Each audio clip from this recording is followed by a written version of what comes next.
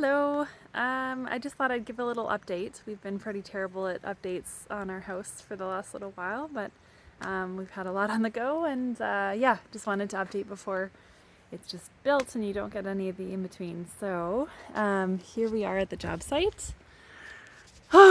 So we've got our mixing station set up under shelter just so whoever's mixing when it rains is not just getting poured on.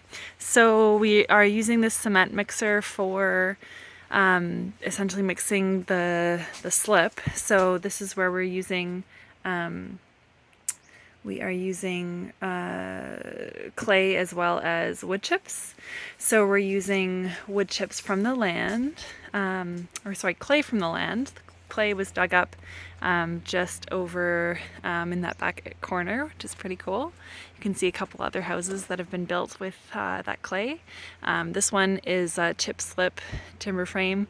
This one is a hyper adobe earth bag house with pumice. And yeah, those are our wood chips. So essentially, what we've been up to is, this is pretty new, but we're mixing clay in here using one of these big drills. And yeah, we've got it set up so that we can just kind of have the mixer on when it's at a point where we can leave it on its own. And what we've been learning is the ideal kind of ratio is, or the right kind of consistency, is being able to dip your fingers in and you can't see your fingernails or the lines on your hands. So that's our kind of test for consistency of the clay. Wood chip wise, we tried a few different kinds of wood chips. We tried circular saw chips, we tried planer mill chips, and we've also tried a mix. So this is a mix of both. It's all cedar, actually from a mill that happens to be our neighbor. It's just up over there, which is cool.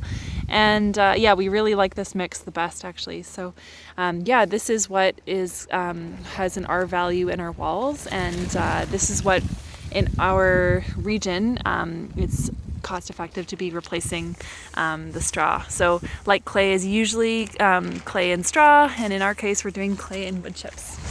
So let's go look at the house. So here we are.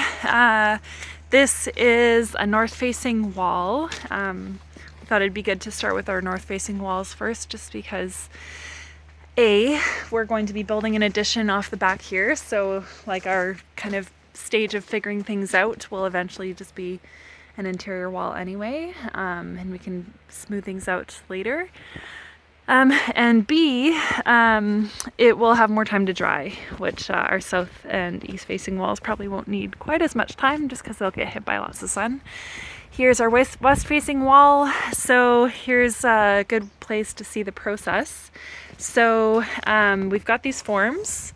Forms just get screwed into the studs, and you fill it with the slip that we make in that cement mixer. So we go from the cement mixer into a wheelbarrow and into these buckets, and then dumped in. And then we use these handily crafted tampers, basically to tamp. We've been calling it about a 5 out of 10 intensity around the edges, and then about a 2 out of 10 in the middle. And the reason that you don't want to do it tamping as hard as you possibly can is because the airspace is part of what contributes to the insulation. So yeah, and essentially with any electrical you just kind of go around it. So yeah, we've got a plug down in there that's been buried now.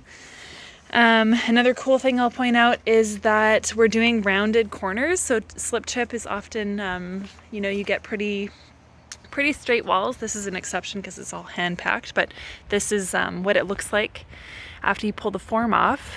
You can see there's still a form up over there, but once you pull it off, it's pretty flat, and this is just the initial layer, and eventually we'll add burlap here, just with a staple gun, because the mix won't stick to the wood very well.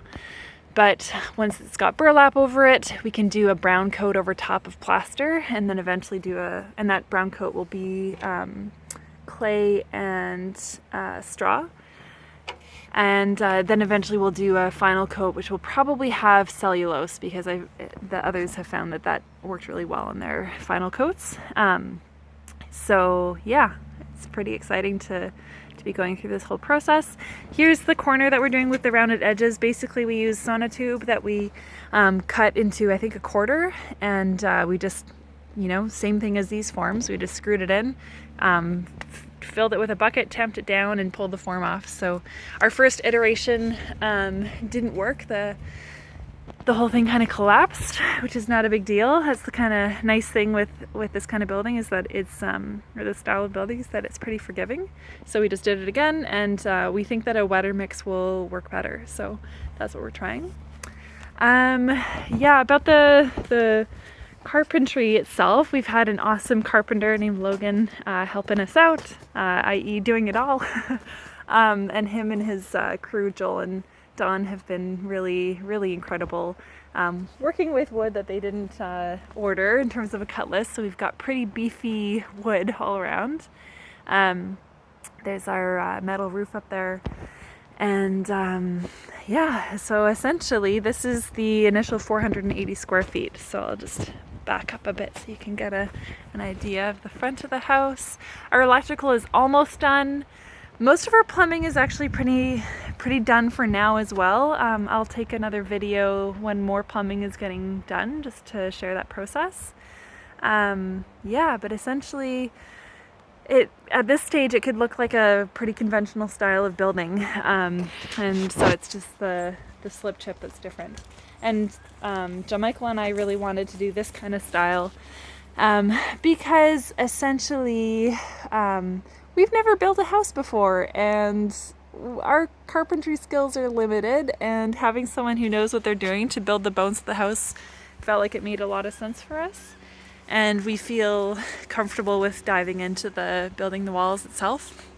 The other thing that I think is interesting about chip slip, or slip chip, or whatever, is that you can, if you knocked out just a single wall in a conventional style house, you could just do one wall in this style. So it seems to blend pretty well. I think that's called retrofitting with the slip chip.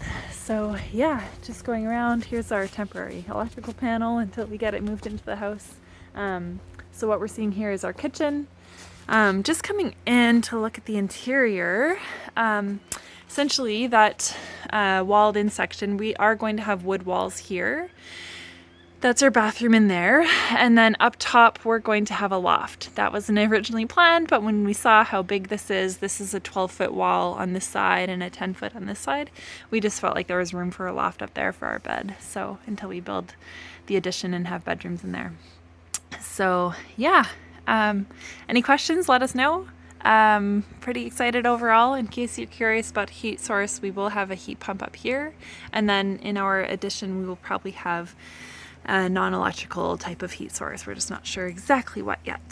Down below in the ground there is pumice, very light material to work with, which is what we're using for the insulation of our floor. And yeah, essentially it's from near Pemberton, so pretty local materials all around. All of the wood here, or nearly all of the wood here, is actually from the trees that were standing in this place before we cleared some land for building. So that feels pretty good. So yeah, I'll share more as more unfolds.